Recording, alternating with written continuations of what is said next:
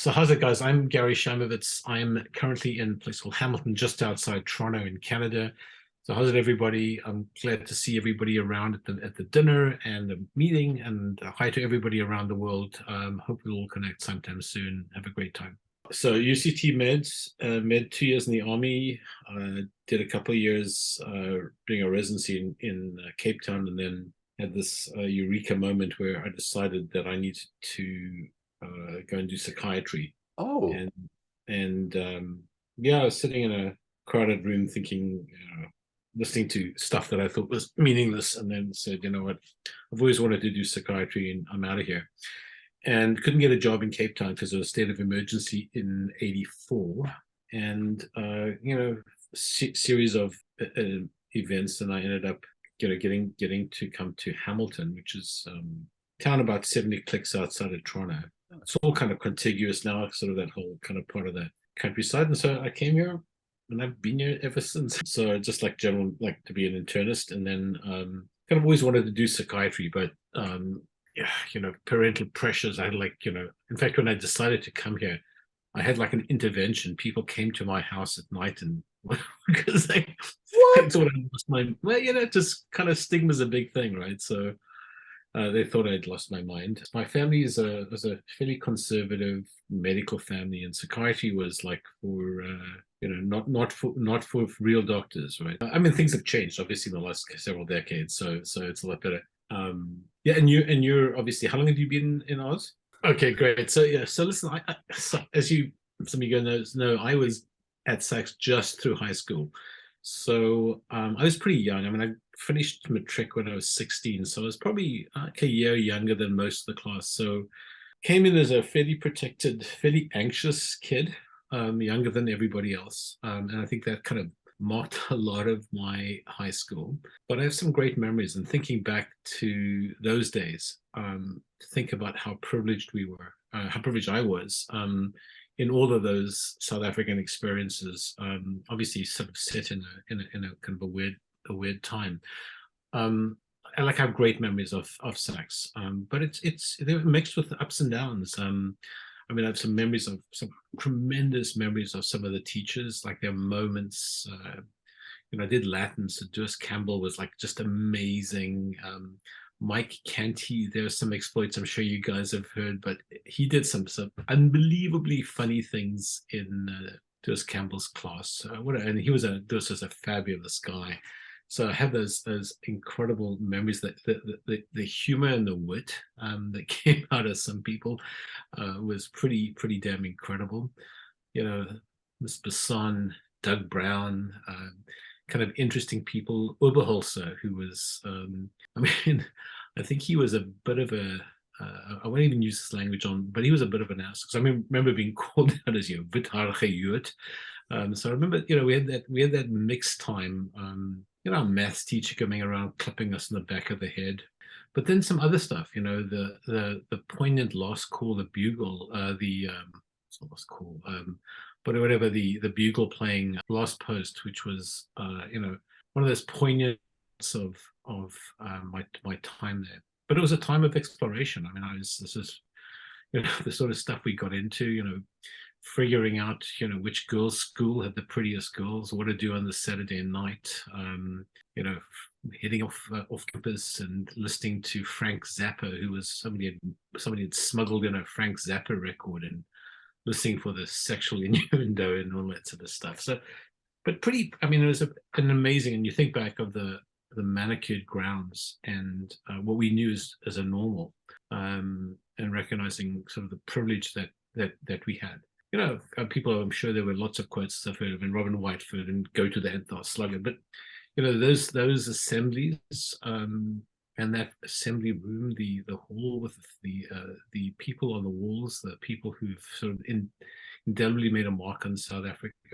Other stuff, there was also a time where there were a couple of guys who stood up to the government, who they and their brothers, I think of guys who, notwithstanding their privilege, got into some difficulties. People being arrested. So it was a time of evolution and growth, and I think very fortunate to have an opportunity to experience all of that in the SACS environment. So I have some great memories, and cool people that I met. I mean, I used to cluster there with who's my little group there. There's Tom Coates, Michael Becker, Willie Clark. I think he doesn't go by Willie anymore. I think Bill. And I sort of stayed in touch with Bill and a couple of guys. Not a lot. And we used to sit and contemplate the world. Marching up and down with the cadets with those rifles, from the Boer War. In fact, I went and bought a couple after I left. I mean, I think they thought I was crazy trying to buy. I bought 3 of those old guns that we used to march with because I thought they were so cool. Put them in my suitcase to Canada. I mean, I'm surprised I wasn't arrested because I broke them down. There was a time of sort of interesting things in suitcases. So I got those across. I've got them on the wall here, reminding me of those cadets, all of our budding psychopaths, who are the guys that led our as we know, I mean, the time that we were in high school at SACS was the time of enormous social change in South Africa, and much as I getting through puberty and beginning to find myself as an adult, this real sense of that privilege. I remember being driven to school sometimes, and not sitting in the same part of the car as the people that used to help us out at home, but beginning to recognize how wrong everything was, and that sort of gradual, uneven recognition, and then joining some of the student newspapers, and some of the groups that we joined later on to university, because sometimes I think of UCT as sort of the high school of SACS, as sort of this extension, and that budding recognition. So we joined things. It wasn't that long after finishing high school that people were photographing us, opening our mail. And I'm blocking on the guy's name, but he used to come to school in a limo and had to flee the country. But people who stood up and hearing people standing up to authority at SACS I was able to take something with that as I began to recognize the incredible wrongfulness of the environment that we lived in, but the space within SACS, the questioning, the debating clubs, the film group where we could explore things, the newspapers that we got together, where those ideas were evident. And I mean, I came from one of those white privileged homes, which on the face of it was liberal, but deeply, deeply racist as I see it now. Because the white liberal space in my home, at least at that time, still had a debate about the other. So it was hard, and I think some of the people I met at SACS and some of the ideas, Simon, what's his name? Simon, I'm talking on the Walker, yeah. I mean, an interesting space, and some of the things that other people would do were things that I could leapfrog as I began to grow up, basically, and my eyes opened in ways that they hadn't before. But people we knew at SACS, were arrested at UCT as they the torturing and the windows people fell out of. Some of that questioning came out of the openness that was part of my SACS experience. No, so I lived in I think when I was at SACS, lived in Constantia. So my family, I grew up in Sea Point. So I went to Camps Bay Junior. Then I spent about 9 months when we moved to Constantia. My 9 months at Grove, and then high school I was at SACS. So it was Grove and Claremont, and then so we lived. My stepfather bought this 3 and 1/3 acre property in Constantia. You can just imagine, it's a massive home, swimming pool, tennis court, forest behind, absolutely gorgeous. And moving around with people who I knew, the kids that I knew, it's just somewhat similar lives, and what seemed familiar and similar there was obviously this narrow slice of society. I mean, I had that, as many of us, I guess, I was more a hotel guest and with a stepfather and then actually owned. So I've always felt not part of that, but still the ease with which we moved around, hitchhiking at night, sitting on the back of 50cc motorbikes with no helmets, driving on the, when we drove at night to see if we could get around the bends with our eyes closed and with the lights off, that sort of shit that we did. Like the ease with which we owned the city. I mean, putting our thumb up and at 3 or 4 in the morning, hitchhiking from the corner of Newlands Avenue and the highway into Sea Point or wherever, and you recognize that you could do that because the regime allowed your white skin, the sort of ease and privilege that has been unparalleled. And I would say that that latter understanding came later in my life. As I say, I was 16 when I finished high school, and all of these things were bubbling through, but thinking back on that stuff, so we grew up in a pretty fucked up time, and I grew up in a pretty fucked up family, and but some of those sex experiences, I think allowed a degree of questioning that I was able to start with, and later, I think it later integrated into who I was. So look, I think I would say I was a protected little Jewish boy who came from a soccer playing junior school and didn't want to get fucked up. But I played rugby for probably a year and a half. No idea what I was doing. I just took the ball and ran because nobody taught me how to play rugby. But I remember being shit scared of every time we played Paul Roos or one of those guys because the undercuts, because I was a flank, and so I think I was had that sort of scared, didn't want to get into the rough and tough of it. But I think overall, first team hockey. I played clear. So right, so I flipped to hockey, yeah, for sure. So I played hockey, which I loved, and I played tennis, which I was sort of reasonably good at. Although there was a guy who played in our first team, I think Levine. I think he was a year or two behind us. I think he made it one day. I think he made it to the Australian Open, or I think he played in one of the Brian Levine. I think, yeah. He's here. Is he? Yeah. So I remember he was a volley player. I thought, how do you do it? Because he just went on the baseline. He just kept hitting the ball back. But I think he kept hitting it all the way up to whatever it was, the finals or semi-finals or whatever he made it to in the. Very well. Yeah. So I mean, the one thing it was always a sort of a dark spot for me in terms of was the boarding school and whatever happened up at the boarding school. I mean, some of the sexual exploration that I knew went on, that I was a bit terrified of, because whenever there was any shit at home, I'd be threatened to be sent to the boarding school, right? But I think some of the guys that went through the boarding school had experiences that I think were probably in today's time very traumatizing. I think back to some of the things that were said and that happened. It was I mean, some of the stuff that I heard resonates. I mean, I do psychiatry, so I hear lots of stories of sexual abuse, but some of the shit that guys would talk about that would happen, it was almost normalized in their conversation. That happened at night with some of the that I think I'm fortunate to have missed, but I'm sure a lot of guys didn't, and I think people acted that shit out with the rest of us when they came to school. Abuse, the way they were treated. I think teachers on the kids, but also, it perpetuates people act that shit out with each other.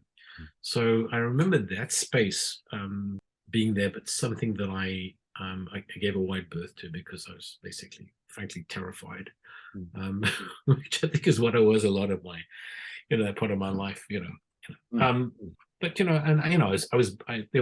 a couple of guys that were bullies. I think they were not in our. I think the guys that used to sit. I'm trying to remember. We used to walk out on the fields on that one field or the other side. They would sit around there with a trash can as the door, and the 3 or 4 of them, I and a bunch of other people who probably had a big sign on our head, so you can bully me. There was a bit of that stuff. So living a little scared of those guys. But apart from that, teachers. Sorry, teachers.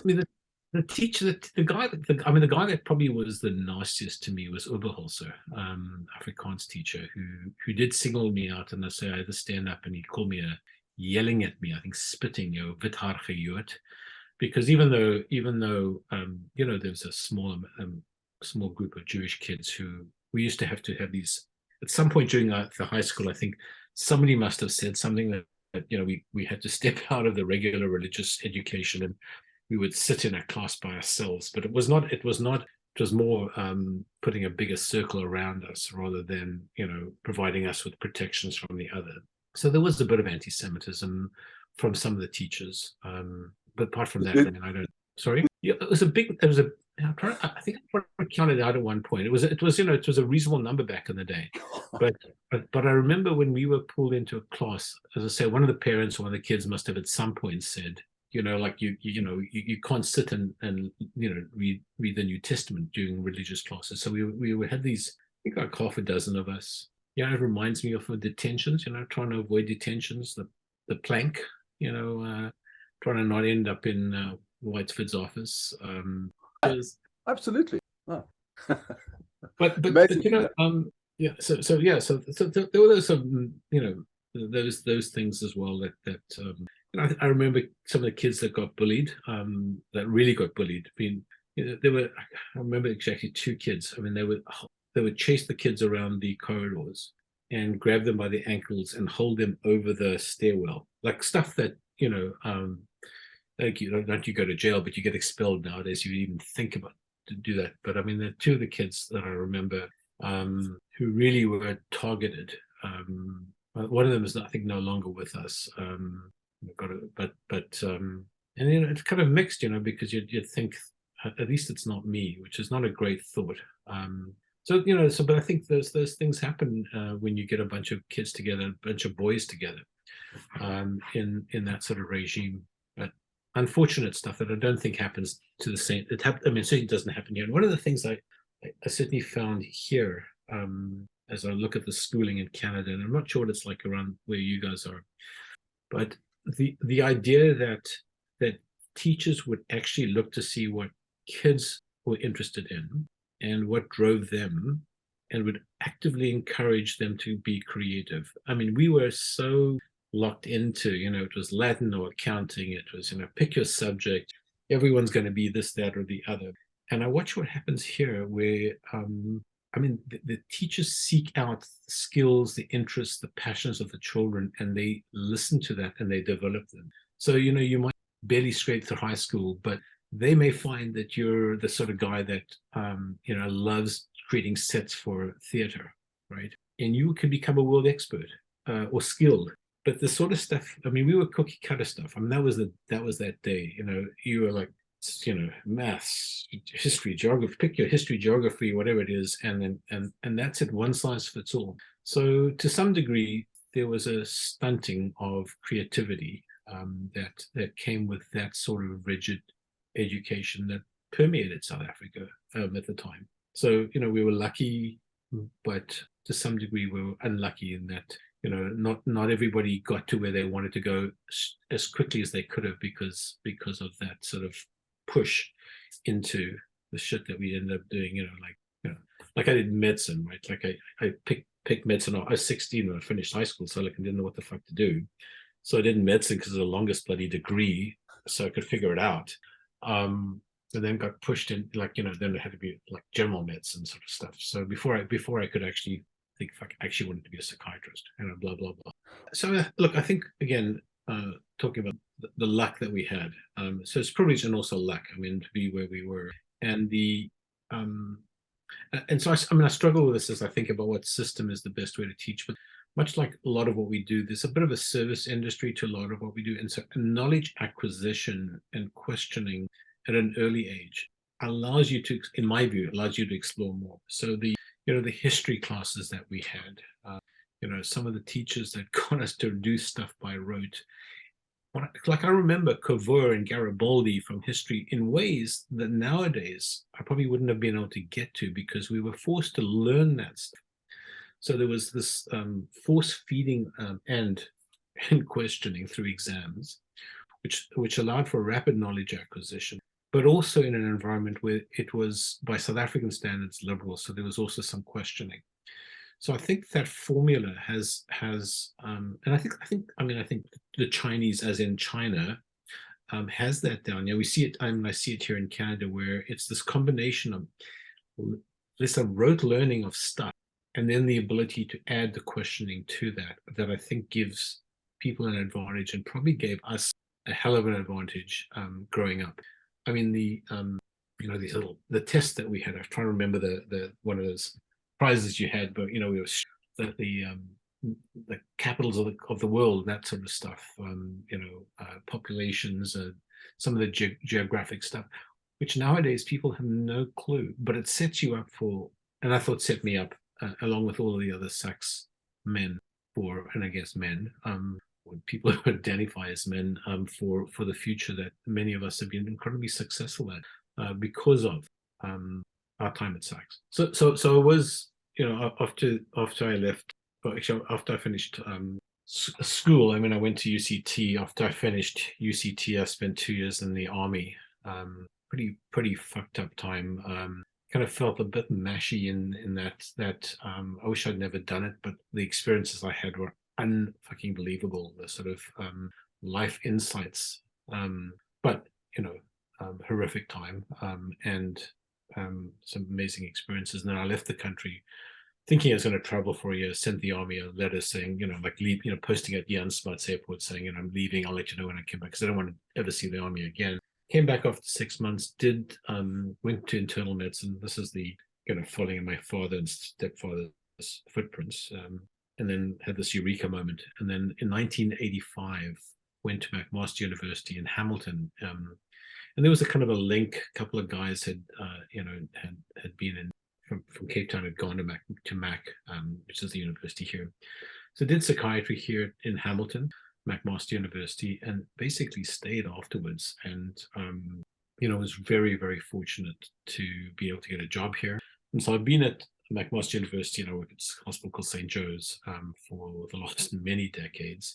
I'm a prof at McMaster, like way beyond anything I would have ever thought I would have aspired to. I've had a series of good luck in terms of people helping me out, and so I run a sort of fairly large forensic psychiatry department here, also in Hamilton at Mac. That a part of my career, obviously, like all of us. I'm the president of the Canadian Psychiatric Association right now, which is probably my capstone, and then looking at steps forward. So this is Canada's an unbelievably fabulous country. And many of us have landed in Australia, Canada, New Zealand, UK, but very, very fortunate to. Nobody asked me to come here, and I've had some pretty amazing experiences in a country that's rich in people and expression and ideas. And I again like to think that I did some of the stuff, but mostly it's been a series of good opportunities. One lucky thing after another, as most of us, right? I mean, most of us think that we guide what we do, but it's really not. It's really the shit that happens, and sometimes we're lucky, and sometimes we're not. So, had some series of good things, and obviously, like everybody, I've tripped a few times, but pretty good where I am right now. So I met my wife in like one night when I was on call as a resident, so registrar in here in the hospital. Met my wife, who was a nurse. So we've been married for many decades now, and I have a stepdaughter and 2 grandchildren with my wife. So she's an emerge nurse. I think going to retire eventually. The emerge nurses never retire, but she's going to retire eventually. And I've got 2 gorgeous grandchildren, sort of girls aged 6 and 4, who are currently in Orlando with their parents and my wife, traipsing around Disney. Actually quite glad I'm not actually there, but as much as I'd like to see them, because Disney's a bit of a, but yeah, so I'm very, very lucky with that. It's just it's a pretty straightforward, just like there's nothing. Yeah. So I mean, the daughter speak. Well, I'm going to speak a little bit dead. I like had a very very smart, fairly brutal stepfather, well known to many people. Like he was one of South Africa's top physicians, but never welcome in the home that I grew up in. And he was a it's not always the greatest.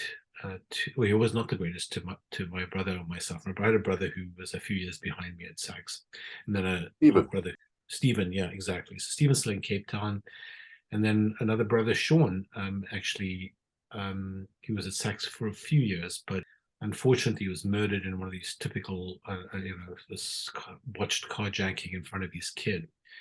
So that was obviously a rough time. That was quite a few years ago. Sean was 39 at the time.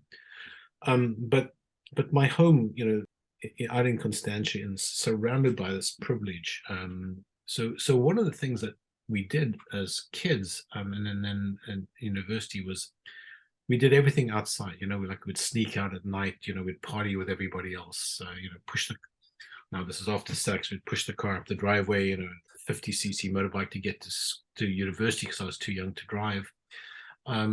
So we live vicariously in the space around us. I mean, the people we knew from school, who we saw later at university. So couldn't really identify too much because of that sort of being to be driven in, because there was no bus that we could catch that got us to and from. In fact, we were driven in a convoy that were the Cohen kids, and that some of you may remember. This was a horrible murder about a kilometer from where we lived, where this wealthy guy hit his wife on the head with a statue. I mean, people drove to go look at this amazing house or whatever it is where this murder occurred, but we got to drive in, with the chauffeur from there. This is crazy stuff, right? We need to know. So it looked like privilege, but for us, it was horrific. I mean, we never had a great time with that. So would have loved to have lived in Newlands, Rondebosch, hung out. Just never felt that connected. Obviously, I had some friends around where we were. The guys who went to some of the other schools, Rondebosch and SACS and all that sort of stuff. So yeah, so complicated times. Would have done some of their stuff differently, but at the same time, on the balance, it doesn't kill you, it makes you, well, whatever. I mean, one of the things that one realizes when gets older is, like, you can never walk in somebody else's footsteps, right? I mean, I don't know, I've had friends who I thought was so lucky, and man, the fucked up shit that used to go on in their houses. And I see people here who don't have a lot, but man, they look after their kids, they love their kids, they do stuff. So it's really hard to make those things. And it's funny, when we were kids, I mean, that was the South African experience, the us and them. It was always another. And I guess when you're stressed, there's this sort of resentment of the other, and jealousy and all that stuff. But man, it's difficult. It's difficult to know what other people have gone through. And I would have given up any of that shit that I had for much healthier childhood and home. So, and and again, I was lucky to get into. I was in the E1 D1 group.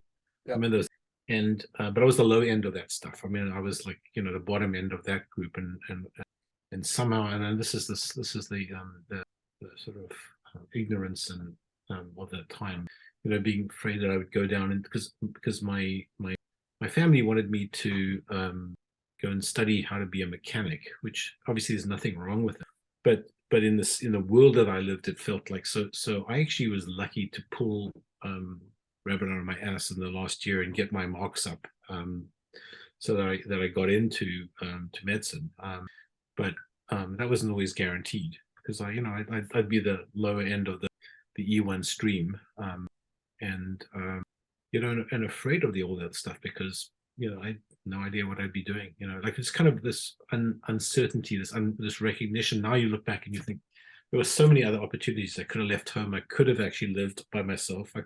If somebody would have taken me in some way, I may have got but I always thought, so that fear, and that's, I mean, I think that's that uniquely South African, the racist piece that I think unfortunately also infected all of us, or me for sure. It's that always that thing about, what do you do? Do you identify with SACS? And I would never say I wore a SACS badge, but I'm also not at that point where, I mean, I don't have anger anymore about some of the stuff that used to, that used to really upset me. Like what? Because like no, like uh, some of the family environment, some of my own family environment, um, school. There was fear at school. I didn't want to get spanked. I didn't want to go to Whitewood's office. I mean, I know there were guys who, it was like a bravado thing. You know, detentions, that was fine. I used to, remember that shooting range with those .22s that were, yeah. I used to do that, but that's because my mother would forget to come pick us up. So my brother and I would often be the last two kids waiting outside on that road. School was sort of packed down at whatever, 3:20, but if you signed up for that firing, the line and shoot the gun, then you had something going on after school. So, but I think, anxiety and fear and that sort of hides a lot of that. And I have no idea how it was to the other kids because I was so into, to some degree, self-preservation. Obviously, it's from the sounds of some of the emails. The experience was mixed for some people as well, right? For the Very same, much I think so. you alluded to that, and yeah. So I'd say my UCT time is probably more of an imprint than, but that was just because medicine's like, it's a whole bloody almost a decade of shit, right? Three, yeah, that's right. I remember Abbott's being the, but to some degree there was a threat. There's always a threat, that you could end up sent there. But still, I mean, it was. I think back on that time. It's interesting being you're surrounded by SACS guys. I'm not here, Yeah. and it's whenever I talk to people about that part of my life, it's like pulling a book of the that's not been opened, and then you open it up, and there's this whole rich, experience. I could do that with the army. Like I know two guys, who are in the same space as as I tracked through, Namibia and Eastern Cape and all that. But unless I talk, the book is on the shelf, and it's so as we talk, the stuff begins to open and these memories. And I guess the maturity allows us to be a bit more honest about that experience because a lot of that stuff was shameful, right? Like you couldn't talk. I mean, if I think back to the abuse that I saw, like when I went into other people's homes, and today I could put the pieces together, but it was visible. It was visible. It was like I could register there was the pieces, but now I can put together how fucked up some. I sometimes think that when the boats came from, there's an island that we don't know somewhere in there where all of our families would get, and they would teach our parents how to fuck their because. And I'm proud to be Jewish, but I can tell you, the ability of some of our Jewish parents to fuck their kids up. I talk, as a few friends who, not just SACS people who talk about their families in ways that they couldn't before. But man, and look, I think it was apartheid, there were there's immigration, the Holocaust, all that sort of stuff that fucked them up as well. But man, they were masterful at fucking their kids up. In a way, but I think there's an island somewhere down there where the boats would stop, and they would say, "Let's fuck the."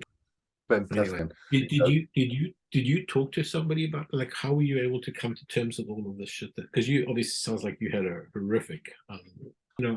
I remember I was in Sydney in probably 1990, Yeah. and it must have been St. Ives area, and I remember looking at the suburb, and it had the bougainvilleas. It felt sort of combination of Joburg and Cape Town, but and I thought this is where I would live, but I couldn't afford to live there, which is the interesting part. So it shows you how the privilege allowed us to access parts of Cape Town that moving into Sydney, where of course the property and the prices are so. But I also remember people being a lot of Australians were very anti the South Africans because not only did we import our accents, but we imported a sense of entitlement for some people, not all of them. No, for sure. It's like the when we stuff, and like I see that sometimes in Toronto. Although I think it's modified the certain degree of arrogance, the waiter stuff, which like doesn't go down that well in other places. Look, like if I was to do the usual South African pumping things, I would say there was something about Cape that was a Yeah. bit laissez-faire. The fucking off to the beach, the hanging out, the fact that you could chill in your jeans and a toy, the torn t-shirt and shorts, hanging out on the beach. That Johannesburg didn't really have an opportunity to get to nature that I think may explain some of that. Yeah. Because the northern suburbs in Joburg, where the alphas, to some degree, people couldn't couldn't undress themselves from the home with the maids and all that sort of stuff. Yeah, I mean, some of my like going to Sandy, the beaches and London at 3 in the morning, going out and wearing sandals and shorts and t-shirts and climbing the mountain and hitchhiking around town, which I don't think the people I know from Joburg had the opportunity of doing. No, they didn't. And it was a bit more, and they were more showy. For reasons that they're just of the environment, I think. So maybe yes. So I'll just show you something because I know we're going to wrap up. Let me just put this on. There's my video. Stop the blur. This is my day today. Wow. It looks so this morning there was no. We just pulled a. There's probably about 5 centimeters out there, but it'll be gone by tomorrow. But it's very pretty. Wow. Which is, I think, not going to be the weather in Cape Town in 3 weeks. Well, I think to logically, then we because of I think it was apartheid and everything else, that we used to measure each other stuff we had or didn't have and who was who. So there was this ranking and we were never all in the same group. It was always competitive for oil, its affection or love. And I think we're probably at parts of our lives where we were exploring this, but somebody needs to interview you, and because you should get Otter AI to do this stuff and then turn this into a book.